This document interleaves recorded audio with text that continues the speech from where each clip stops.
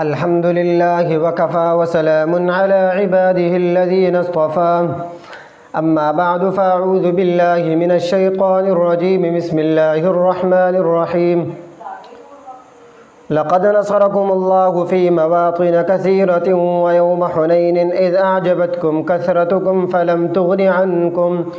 فلم تغن عنكم شيئا وضاقت عليكم الأرض بما رحبت ثم وليتم مدبرين صدق الله العظيم. پدې آیاتونو کې د جنگ حنین واقعه ذکر کیږي چې د فتح مکې نه وروسته شوی او پدې کې د مسلمانانو ته عارضي طور پر شکست ملاو شوی د هغې نه وروسته الله رب العزت مسلمانانو د پاره بیا مدد راولېږلو. د هغه مدد په ذریعه باندې الله رب العزت مسلمانانو ته بیا فتح ورکړله.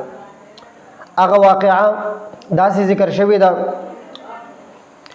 چې کله قبیله حوازن دغه قبیله حوازن ته دا معلومه شوه چې جناب نبی کریم صلی الله علیه وسلم مکه فتح کړې ده، نو مالک بن عوف نصری هغه کوم چې د دوی سردارو د مشرکینو نو هغه یو څو قبیلې راجمع کړلې چې په هغه قبیلو کې بنو ثقیف مو، بنو نضر مو، بنو نصر مو، بنو جشم مو، بنو سعد بن بکر مو، بنو هلال مو، دا یو څو قبیلې را یو ځای کړلې او اراده یې دا وکړله چې د پیغمبر علیه السلام سره جنګ کوو.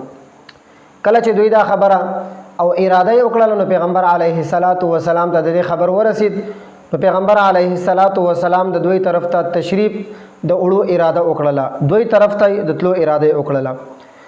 رسول الله صلی الله علیه وسلم او پیغمبر علیه السلام یو کس د دوی طرف ته ولېږلو او بل طرف ته دغه قبیلې دغه مالک بن عوف خپل د قبیلې سره دغه د حسنه د جنگ کم چې حنین دا هغې مقام طرف ته دوی اراده وکړله، لاړه هغلته کې جمع شول.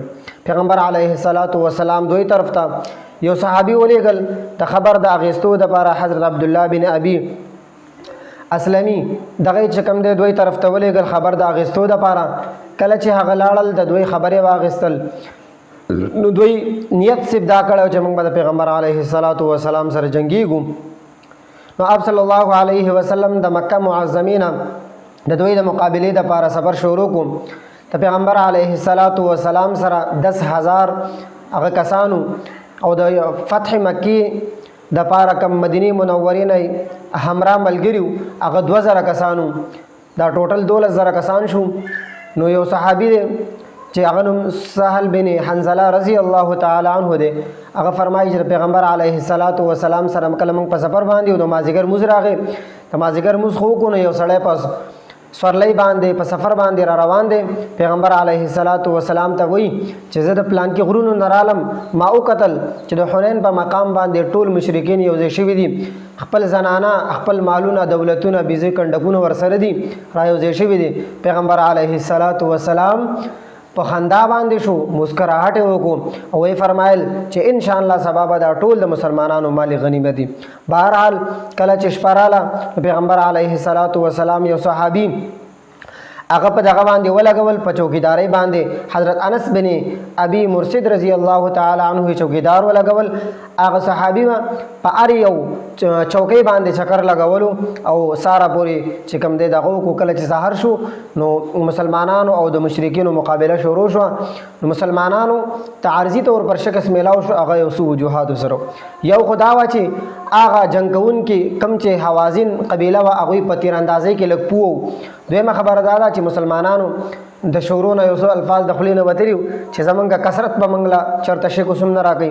د هغې په وجه باندې هغوی ته عارضي طور پر شکست میلاو شو. د هغې نه وروسته پیغمبر علیه السلام سره یو څو صحابه ولاړو. پیغمبر علیه السلام په میدان کې ولاړو. حضرت عمر رضی الله تعالی عنہ، حضرت ابوبکر صدیق رضی الله تعالی عنہ، حضرت علی رضی الله تعالی عنہ، حضرت عباس رضی الله تعالی عنہ دوی سره برابر ولاړو. پیغمبر علیه الصلاۃ والسلام اعلان وکړ چې ایها الناس هلموا الی انا رسول الله انا محمد بن عبد الله، چې ای خلقو زما طرف تراشه نږدې شي، زه الله رسول ما او زه محمد بن عبد الله یم. دي خلقو ته دغه شان اعلان وکړو.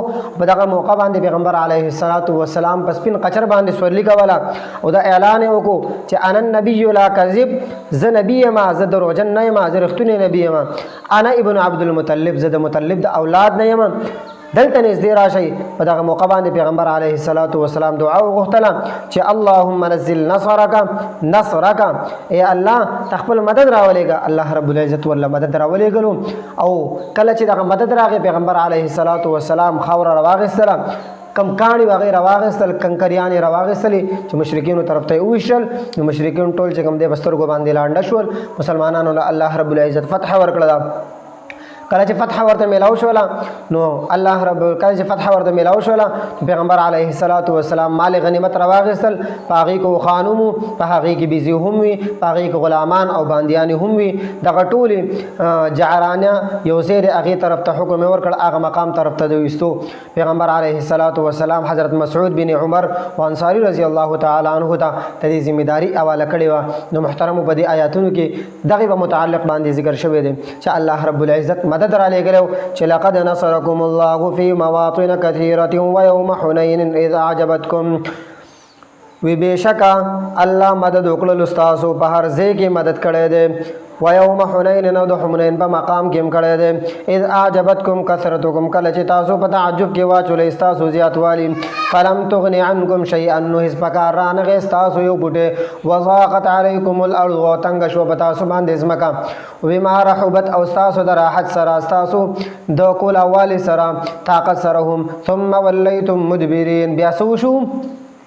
بیا تاسو شعر او ګرځله مخکې روان شوي. نو زما عزتمندو په دې کې د جنګ حنین تذکره شوې ده.